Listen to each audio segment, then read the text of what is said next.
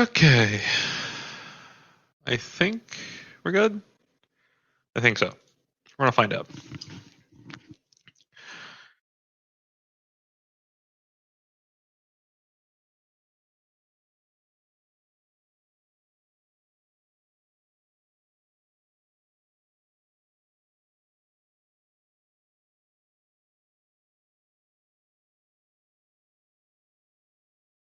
We're gonna wait for a few minutes for everyone to show up, and then we will get started.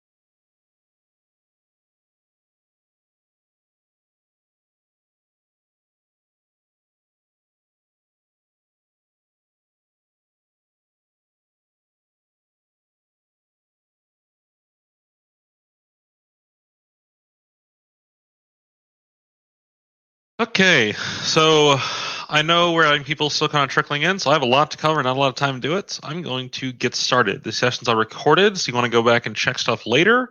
That's great. You'll have the opportunity to do so. I just posted my presentation in the chat as well.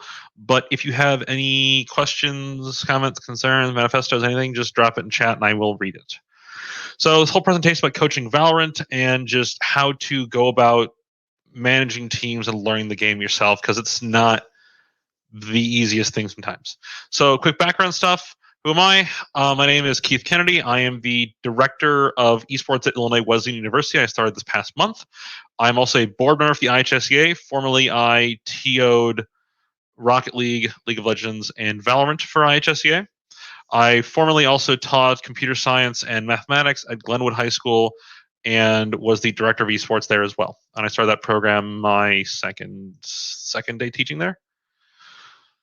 Okay, so first kind of question we always ask is, what is Valorant? So Valorant is formally defined as a team-based first-person shooter. Teams play in 5 and 5. Players are playing one of each kind of agent, characters. They all have abilities and play styles, and you're assigned to either be an attacker or a defender. Each round, you have 2 ways to win the round. Either team can win the round by eliminating all the opponents, but attackers can win by having the spike, the bomb, blow up, while the defenders can win by defusing the spike plant. So it's very much Counter-Strike, but there's a bit of a twist to it because of all the abilities. So when talking about Valorant, one of the most important things to consider with rounds is economy. So economy, each agent, each player gets money per round. So there are 24 total rounds possible. First team to win 13 rounds wins the game. You earn credits or money each time you get a kill, spike plant, round loss, round win. You earn money. That money is used to purchase guns and utility for the next round. So balancing that economy is really important. Now, you can do some funky stuff with it. Let's kind of go over the economy stuff first. Also, start of each half, each player gets 800 credits per person, which is a pistol plus few abilities. So it's called the pistol round. So when looking at the buy menu, here's our whole buy menu. In the top left, you have your agent themselves and the way they can communicate with teams. The button saying, let's buy, I have extra credits, and let's save. That lets you communicate to your team without using voice chat. We have all the guns in the center, armor on the right side, abilities there. So current credits, I was in cheat mode, so I have 99,000. It also tells you your minimum credits for the next round. So you're trying to plan economy. For example, can I buy this round and then be broke next round or not broke? You can look at your minimum credits next round. Your abilities at the bottom. Each agent has different abilities, and you can buy a ton of them. So there's a lot of ways to use them, and how you buy them and use them is kind of up to you and your economy state. And then shields is on the far right side, and that is light shield, heavy shield that take damage for you. So each character in Valorant has default 100 health, and it does not regenerate in a round. Certain characters can heal, that's a later thing, but health does not regenerate. So what shields do is add health on top of that, essentially. So light shield for 400 credits is 25 health extra, so you're at 125. And heavy shield is extra 1,000. It gives you an extra 50 health and puts you at 150. And you got to buy all these things each round. If you win a round, if you live through a round, you just carry over everything you had on you. But if you die, you drop it all and you lose it. And you have to buy it the next round. So when I talk about some vocab here, a very common thing I'm going to say is utility. Utility is just the name for an ability, because abilities all have different uses. So we use the term utility as a catch-all. Kinds of utility, there's smokes, flashes, intelligence gathering stuff, movement abilities, and then damage or area denial. Smokes and flashes, or smoke's pretty self-explanatory. A flashbang blinds your opponent, they can't see, and you can walk in and tap them and get the kill. Intel abilities are ways to find out where someone is. There's a lot of ways that we have intel in the game, but intel is how you find out where someone is chilling out, and you can find them and go eliminate them. Movement is, as it explains, just dashing forward, moving up, teleporting across the map, whatever it may be is movement. And then damage and area of denial is a bit more of a vague term. Anything that does damage. Grenades, boombot, rocket launcher, just anything that can basically guarantee your buying space, because if an enemy enters that space, they're going to die. So some other vocab stuff that I haven't quite covered. Spike is essentially the bomb in this game. If you're coming from like a Counter-Strike perspective, Spike is the bomb. It is the thing that the attackers carry. They plant it on one of the bomb sites in the game, and it blows up and you win the round. Buying, or a buy, is purchasing the guns and abilities I mentioned earlier. Eco, full, and force are kinds of buys. So an eco buy is you're buying like the cheapest things possible just to get to the next round, and you're not really expecting to win that. A full buy is abilities, guns, armor, everything you need for a round. You can full buy everything, so it means you have the money for it. A force buy is I don't quite have the money for a full buy, but I'm just gonna get what I can and make it work, I guess. Site, the game has on the map, there's different bomb sites, A, B, C, usually just A and B, and that's where you can plant the spike to have it go off. You only plant in that certain area, though. And then a term that's carried over from Counter-Strike that you can't really shake. There's two terms that you carry in Counter-Strike. There's a lot of these. You can't shake because this game is so similar to Counter-Strike, is CT and T. So earlier I talked about defenders and attackers. In Valorant, they're called that. In Counter-Strike, they're called CT, or counter-terrorist side, and T side, or terrorist side. A very common thing that players will use is T side, or T spawn is where the attackers spawn, and CT is where the defenders spawn. So it's very common interchangeable language. A default is when you, for a round, attackers can do a lot of things in a round. They can run in there and go to get as fast as possible. A default is just hanging back and waiting for something to happen. Watching, listening, learning. When players die or when they tag someone, they will call out damage numbers. However, you only see damage numbers after you die. So if you hit someone in the head but they're not dead yet, you call it a dink, because it's the sound a helmet makes when you hit it.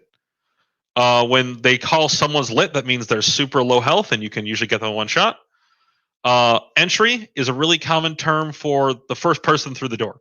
So entry fraggers are your most aggressive players who are first man through the door, and they're there to get a kill or two as soon as you can. Peeking a corner is the act of stepping out around a corner to look at someone and then coming back. And jiggle peek is just going back and forth really fast. Whereas a wide swing, or a swing, is like a peek, but a swing you go all the way up. And so you're just standing in the center. Retakes. So a site take is when the attacking side uses their utility in some creative way to get onto site. A retake is the act of the defenders taking the site back from the attackers. So you're retaking it from them. And then ultimates, every agent has an ultimate ability. That's not just a ability, it's their ultimate. They have to charge it, they can't buy it, and it does some game-changing thing. So they can teleport across the map, they can see players through walls, they can have this big rocket launcher, they can be immortal, all these things. So these are all just kind of common terms you'll see. I wanted to briefly define them. I won't use them necessarily here, but I want to briefly define them because you'll hear them from your players. So Valorant, one of the biggest issues we had in adding Valorant this year is trying to sell it to school admin, because there is this huge concern from administrators, which rightfully so, with the violence of first-person shooters, because that's what Valorant is. It is an FPS game, and you have to break that barrier down by explaining to them a couple things, because on the surface it looks violent and they get upset about that. First, my biggest emphasis is Valorant is very teamwork, communication, and strategy oriented. You need to have very tight communication with your team more than any other game. You have to talk to your team. Communication, teamwork, and all these soft skills that administrators want is very, very prevalent in Valorant. It is rated T, meaning Assumingly, if they're in high school, they're a teenager, they can play it. It's cartoony and an entirely fictional universe, so there's no real life connections. So people get kind of weirded about that. And then we also enforce some settings in the state league that also make it even more school administrator friendly. We require players to show corpses off. So when someone dies, you just see a little circle on the ground with like a hologram of them floating above it, and then blood is also off. Players may complain about this. That's a fair warning. Players may complain about show blood's off. How do I know I've hit them? No. If you can't see you've headshot someone because blood's off, you're not a good player. Because a big yellow spark flies off their head the second you tap them in the head. They will know. So this is just what we require as a league because it helps administrators be more friendly to the idea of the game. And yes, there's gun models. Yes, it looks realistic in certain ways. But then you look at all the skins and all the characters and all whatnot, and it's just some fantasy universe. And if you can sell it as that, they will be much more friendly to it. I'm going to stop here. I've been going through a lot of stuff. Are there questions? I'll give you like a couple seconds to ask them.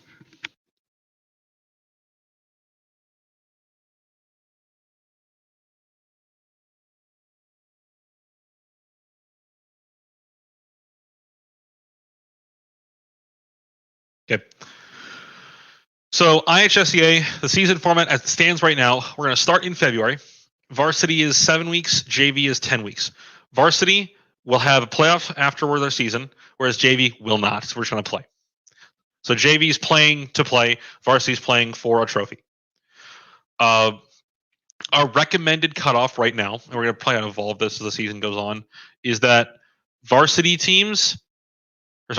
teams should be no higher than gold ranked. And varsity should be above that. Now, if you're right on the border, it's kind of up to you to decide. But we shouldn't have diamond rosters in JV. But that decision is going to be kind of a later decision once we come back and look at the rules in January. We have 7-player rosters, so Valorant is 5v5. So we have 2 subs allowed. It's all best of 3 format. So you play, because one map is not representative of the whole game. So you play best of 3. And it's a Swiss system, so teams play someone with their same skill level. 8-team postseason, and then we're planning on hosting LAN finals. That's in the works still. So learning resources. How can you learn Valorant as a coach? Well, play it, first of all. But if you don't want to play it, just know enough to be dangerous. So watch YouTube videos as beginner guides. I've linked them in here, and you'll have the link in chat later. So I linked them in here. You can just watch beginner's guides and basics videos. Have your players show you.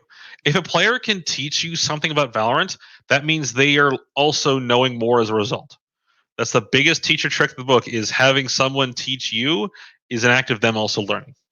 You can also watch pro players streams. Pro players stream constantly, and the big name ones are always online.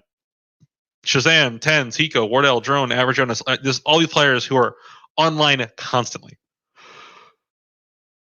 Now, strategy-wise, the game's more complex. It's not just walk in there and click on the heads. There's more complexity to it. So that's where I like to watch professional matches. The Valorant VOD's YouTube channel, bless their heart, they have every single pro match they can get their hands on uploaded as soon as the match happens. And then have your players develop strategies together. So look at pro matches and go, I want to try that. And then steal it, use it for yourself. But it requires practice. And I'll talk about strategy development later. So these are kind of the learning resources that you can use to just understand the game a bit better. Tryouts are a weird thing because tryouts for every game requires its own set of complexities you have to be aware of. I made a tryouts guide last year. It's out of date now because they've added new mechanics and agents and whatnot, but the general structure is there. So the first thing I do for tryouts for Valorant is put out a sign-up sheet and require them to enter the following info. Of course, name, year, email, the usual student information jazz. And then game-specific, Valorant ID, so their username in game plus the hash, just like Discord. Their highest rank, their current rank, the top 3 agents they play, and an agent they won't play. Those last 2 are really important Now, rank isn't really necessarily a good indicator for a lot of things, but the last two are really important because what it allows us to do is top 3 agents they play can give you an idea of what kind of player they are. If they play only entry fraggers, which I have kind of outlined in the tryouts guide, if they play people who are super aggressive, you know the kind of player they want to be. If they play people who are super passive, it gives you an idea as well. So it's what allows you to understand what kind of fit they make as a team. And then asking for an agent they won't play basically lets them tell you, here's something I would not feel comfortable doing in a match. And generally, most players are willing to flex around so you can have them learn someone new.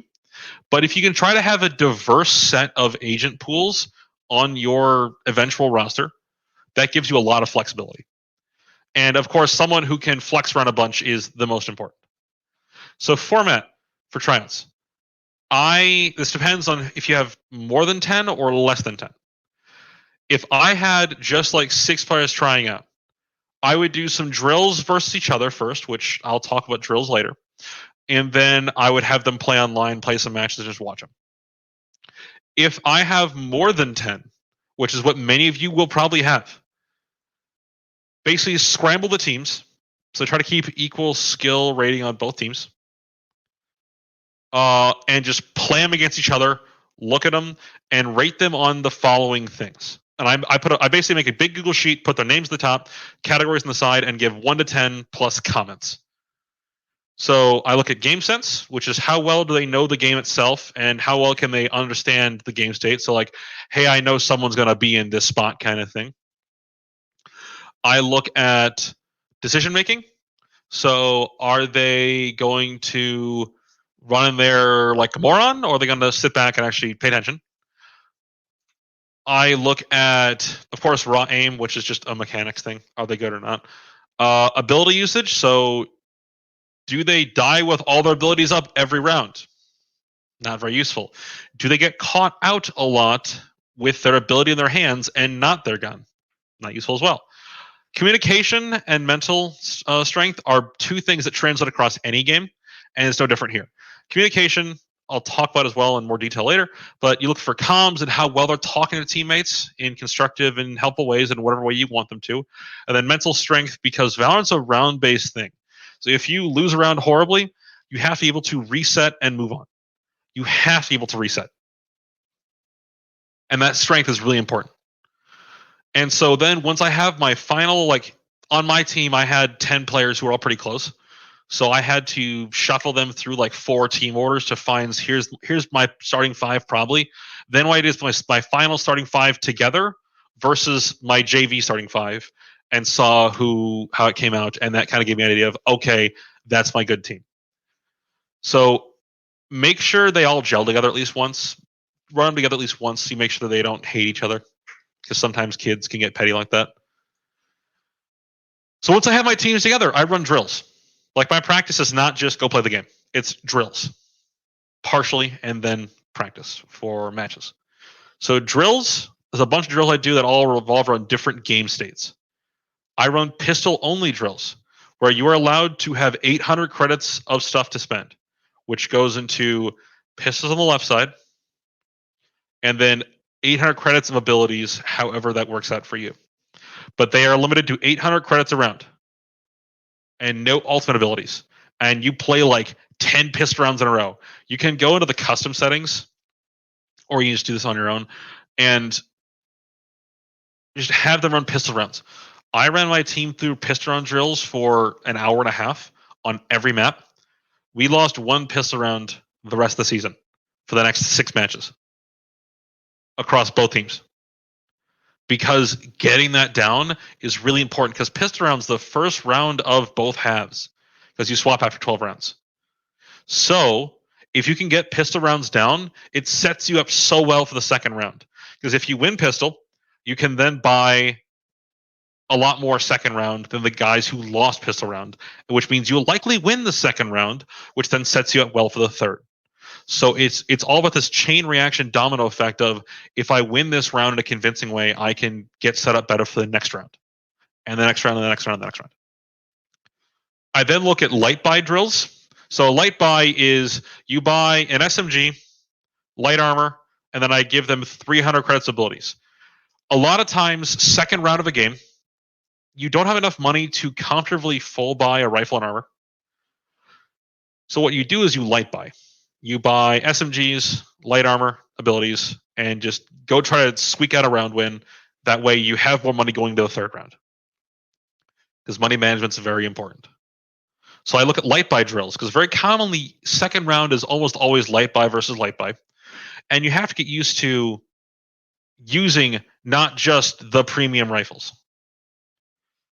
A heavy force buy, what I call a heavy force, is so ideally the two rifles you want to buy if you're full buying are a Phantom and a Vandal. One of those two, and then an Operator if you're sniping. Phantom, Vandal. However, you can't always afford them because they're 2,900 both times. So what you can do is try to buy a Bulldog, which is a rifle, but it's cheaper. It has good damage stats, but it's still cheaper. So you can buy Bulldog, heavy shields, abilities, and play that round. That's a round where, I'm trying to claw back into the game. My economy's kind of shot. I know I'll just go buy these things because I need something. I need something to buy. Then, of course, there's full buy, which is Phantom or Vandal, heavy shields, everything. That's the standard round once you're in the thick of it. So getting good at those rounds is really important. And then another important one is eco or force buy versus full buy, where have one team be on worse equipment than another. And you can run this with full 5v5 or you can run it with 3v3. I did both and they ran just fine. But you want to have one team have worse gear than the other to practice being disadvantaged, because there's a different play style to being disadvantaged. You go for a lot more cheeky kills. You go for small corners and angles and dumb little plays because you need to manufacture your own advantage. You cannot beat them at range. You cannot beat them at raw damage. You have to surprise them or blind them or catch them off guard somehow. So playing that disadvantage sort of thing will let your players build up that repertoire of here's the kind of things I can do when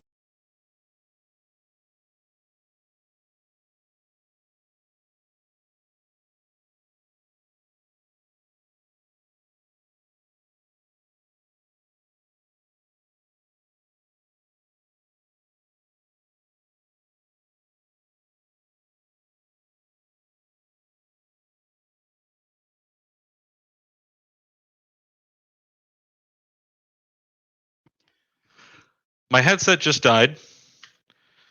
I'm sorry with that. My headset just died on me randomly. It's weird. Okay, so eco drills, it's really important to play man disadvantage or economy disadvantage because, well, you have to understand how to play down in money. You have to understand how to be creative about how you play.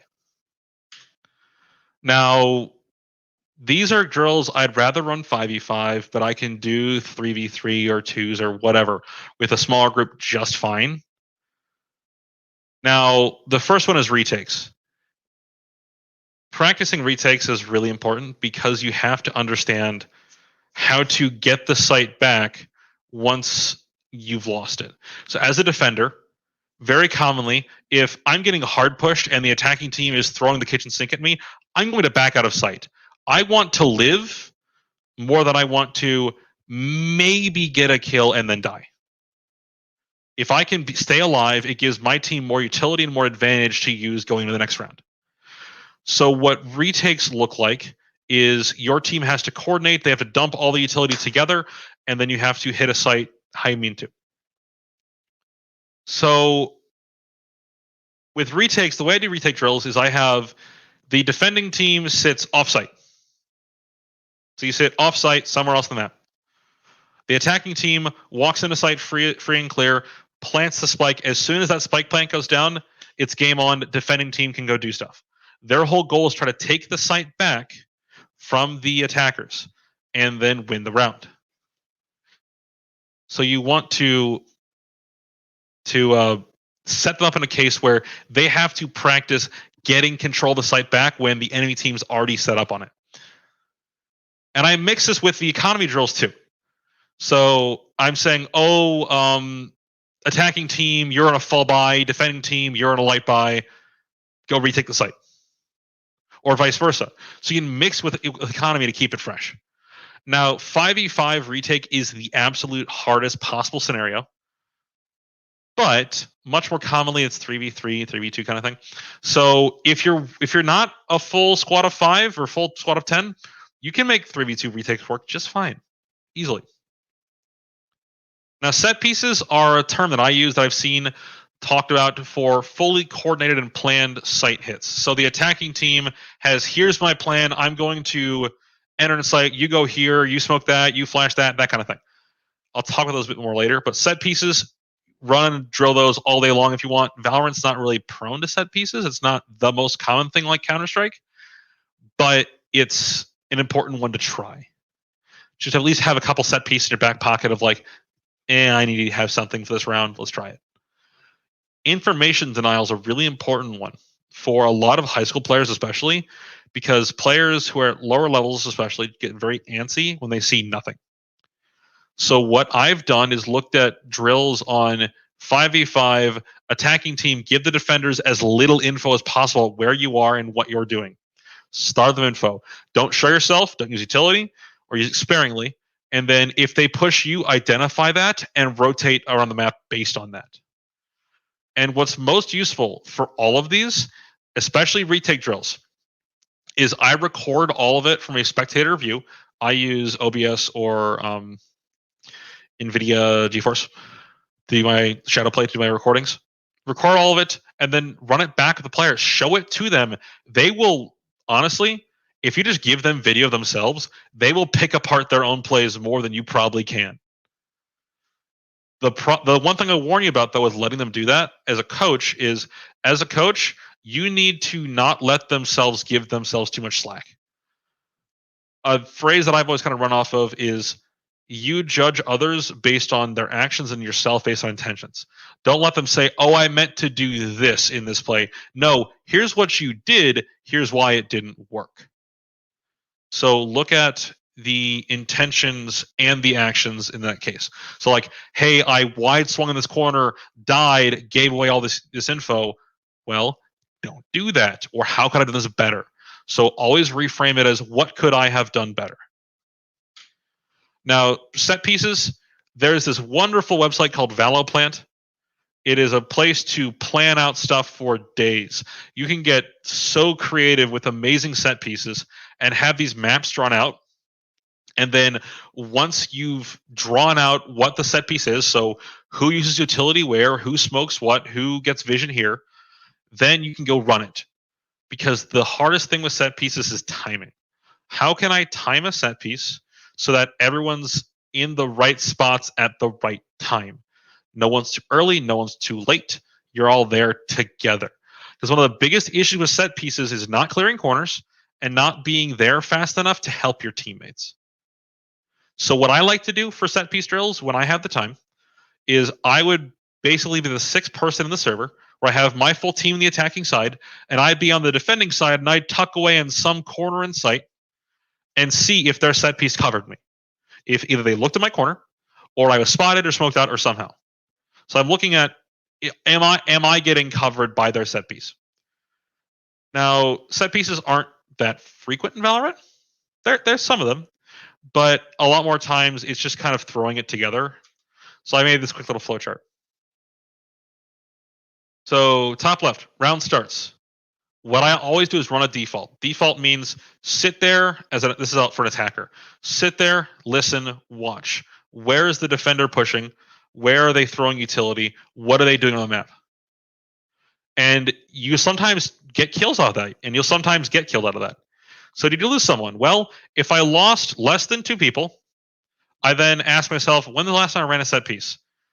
If it's more than 3 rounds ago, I probably do it again. It was under 3 rounds. If it went horribly, I just throw together a site hit where you just kind of casually walk in, no real plan, just say, hey, can you cover this? I'll cover that. Let's go make it happen. If it did go well, do it again. So there's this flowchart. It's not necessarily the only accurate thing, but it's a good way to look at the game is try to think about decision making in that, how do I need to structure my decision making? Do I want to be more set piece heavy? Do I want to be more off the cuff heavy? That's up to a team to decide as part of their team culture. And if you let your players have that discussion and give them some tools, they will gladly do it. Players want to. They feel really special when I can say, "Hey, I made it the site hit and it worked really well. Let's do it again." And if the more you can encourage that, the better it goes. Individual practice. So outside of team practice, outside of lotteries, teams, scrims, whatever, players should also work on their own. And that shouldn't just be, I'm going to go play rank tonight for 4 hours and lose 3 ranks. No. Have them focus on something. Give them some actionable goals. Even if you don't know what those goals really mean, just give them a goal to work towards and have them check themselves. So goals that I've given in the past, check your corners more. A lot of JV kids just kind of walk in and don't look around. Think about enemy positioning goes hand in hand with that. Using utility to the purpose. A lot of lower level players just huck their utility and don't think about how it could be better used. Practicing new agents is really important. Getting people to flex around other characters gives your team more diversity of choice. Raw aim and mechanic stuff, which works just fine. Bad habits they've noticed. Like I had a player who one of his goals for a week was stop peeking every corner fast. Think about it first. Over peeking. So have them work on breaking bad habits and then aim and crosshair placement. All these things are just simple skills they can work on their own. They don't require a full team. It's a lot of mindfulness and being aware of who you need to be as a player. Game day procedures are different for every team. On game day, I don't necessarily structure it one particular way. I gave them the choice, but there's certain things that I enforced. One, you're there an hour before the match. Weekend, weekday, don't care.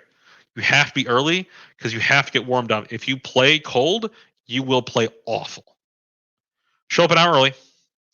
Play 30 minutes of deathmatch / range or whatever other aim training tool they want, Kovacs, Aim Lab, whatever. Play some aim trainer of some sort for at least 30 minutes. And then discuss with your team what maps you want to pick, what agents you want to pick, reviewing set pieces, and just all the planning that goes into your team. And I generally leave this time up to captains to utilize it how they want to because I can trust my captains. It's up to you, though. But use this time effectively and make sure players are warming up. Do not let a player play on less than 30 minutes of warm-up. It will not be good. It will be very, very bad. IGL and in-game leader, we talked about this in our captain session yesterday. I want to be mindful of time here. Also, I know I'm going through a lot of stuff fast. It's a lot of things to kind of process. So if there's questions, please ask. So training in IGL. IGL in-game leader. In tryouts, I identify what players are naturally shot calling first. And then basically nominate one, you're the IGL. And what they have to be able to do is take in a lot of information from their teammates. Oh, I saw a guy here. I saw a grenade thrown here. There's a tripwire here. And process that and say, okay, let's go to A. They have to be able to use that information fast. And you can work with them on that. Like, hey, don't look for the optimal perfect decision. Just make the best decision you can. You want to collaboratively decide strategy with the team. IGLs who just say, we're doing this, shut up and go do it, don't really get a lot of respect. So what you have to do is train your IGLs, your captains, whoever they may be, to be collaborative. They have to be collaborative. One of the hardest parts of Valorant is it's round-based, meaning if you lose a round horribly, you have to mentally reset to get the next round. Because otherwise you'll play poorly the next round. If you win a round spectacularly easy, does it have it to get overconfident in the next round and then toss the round? So the IGL has to refocus the team. And as well, the IGL has to be trying to understand the opposing team and enable their players to make decisions off of that understanding. Lastly, really important one, be humble. If the IGL is refusing to acknowledge their mistakes, nobody will respect them. And this is all general leadership stuff, so it's not necessarily super specific to Valorant, but it's a lot of leadership things. You don't want to find someone who's a good quality leader. And as teachers, we know how to develop that, but you have to think more focused and organized about what skills you want them to have, and these are some of the ones that I look for. Communication. Really important because there's a lot that happens. Each round is like a minute 30. Not a lot of time to do what you have to do. Pre-round. Your players should only be telling the alts or talk about abilities of their captain or IGL. Talk about things you're noticing like team habits and work with your teammates to set up plays. They should not be talking about, oh, what was for lunch today. No, keep it on topic. Mid-round, you need to talk about only relevant info. If you're off topic mid-round, you will toss around. Biggest thing I noticed, a lot of younger players, they make assumptions. So I think he's going to be here and tell that to a teammate, but phrase it as he's here, which then gives your teammate the false impression that you can know where someone is. And then talk about utility and whatnot and locations. When you die, shut up. Simple as that. You're dead. Don't talk. You tell your team your death info. So Soba hit 140 on short, and then you shut up. Because there's nothing you can add that the players can't already glean from when they're playing. And then post round, you have to hype your teammates up if you won, tell them be okay if you didn't win, and then focus the next round because the next round hits pretty fast. So you have to cycle through this cycle really fast. That mental fortitude comes into play really big. And then match review. Now, this is something that's going to be harder for coaches who are inexperienced in the game, and I will acknowledge that. But what you can do is, if you trust your captain or IGL, you can just sit there and moderate the discussion. If you can get the game recorded, you can then moderate the discussion and just make sure it's not getting out of hand. Because if they're the experts, let them talk. But just make sure that they're being respectful and constructive. So when I review a match, what I look for, we can have your captains look for, is looking for players who are being really aggressive for no reason. So I'm peeking because I can.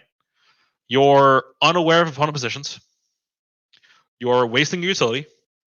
You're communicating poorly, which is hard to see in a video review unless you're also in their Discord channel. But I was always in Discord with them when they're playing, so I would always record the comms over top the video. So I could say, hey, you were off topic here and cost us this kill because you were yada yada. And then try to study your opponents. There will always be a team better than you.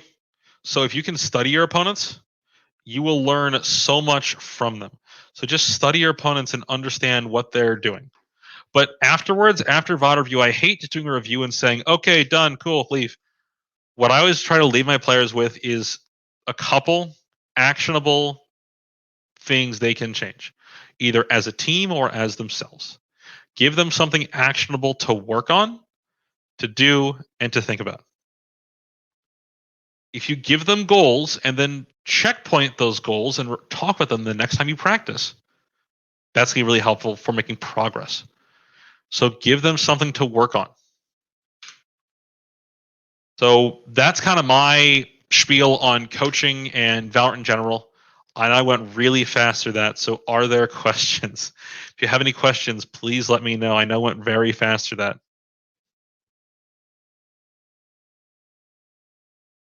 I'll wait a minute or two for questions, but otherwise, that's all I got.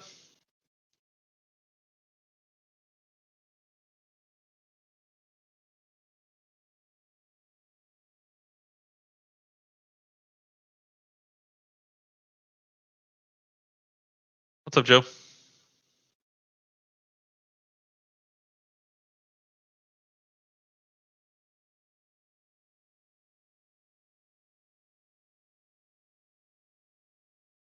Drill wise,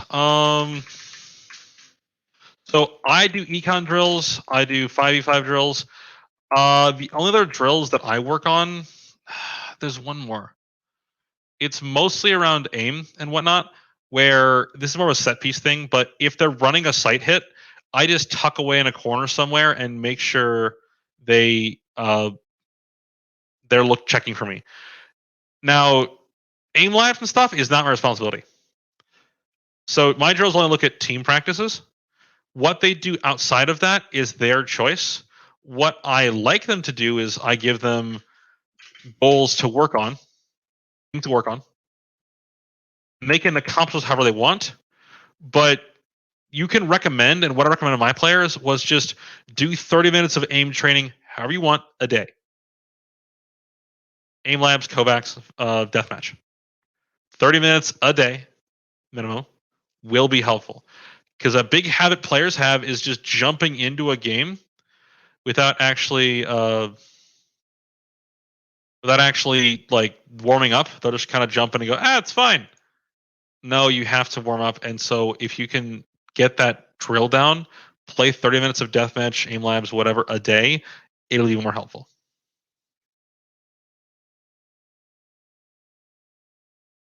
Anything else?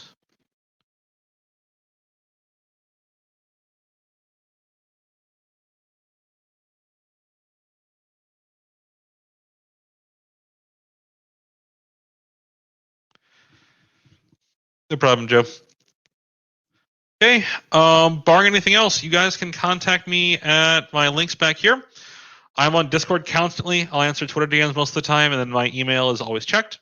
So just contact me anytime. I'll be happy to talk. Just got to reach out. Besides that, that's all I got.